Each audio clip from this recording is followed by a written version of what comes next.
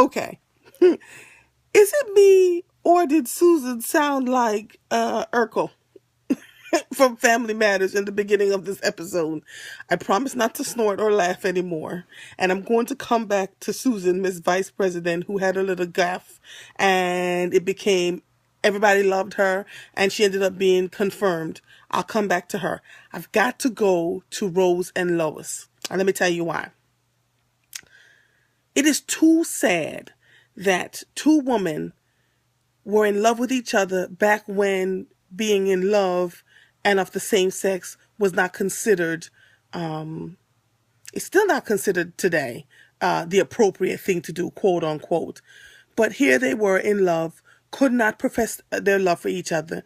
One got married, Lois got married, had children, and when the husband died, she called Rose, the one person she really loved. They became, I don't know what they were doing in their ripe old age besides power walking, but clearly they loved each other and still could not tell anybody that they were a couple.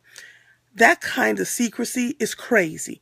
But I tell you what, she was determined to find Lois, and she did with that fake hip. So any of you have fake body parts, please understand that your serial numbers is a sure guarantee that you will be found if you're missing. I'm confused about this lady becoming vice president. Well, no, I'm not confused because Melly wanted her to become one because she's not good looking, blah, blah, blah, blah, blah. And she figures it would be easy for her to become president if Susan was vice president right now. But I think that's going to backfire on them.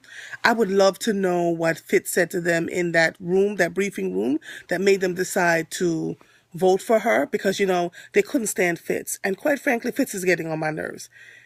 You say you're not going to war, you go to war, people die, the following week you change your mind, you bring the troops home.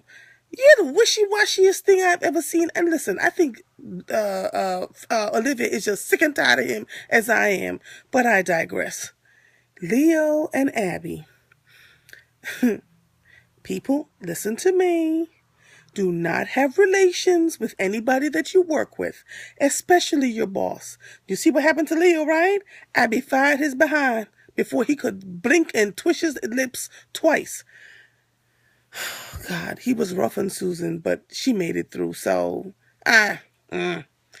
let's get to the meat of this, shall we?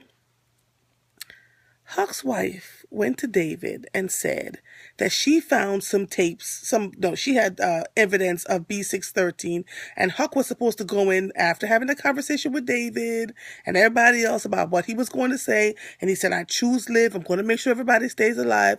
Huck goes in there, started to lie, and then the hole was mentioned, and once they mentioned the hole, Huck was measuring the hole, visiting countries in the hole, writing bills in the hole, singing songs in the hole. He completely lost it. Now, what is David going to do? I can't even imagine how they're going to be able to fix this. And I don't think David is going to fix it. Who knows with these crazy people? This episode was just nuts.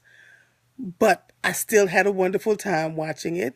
Now, love bugs, I am going to bed. Good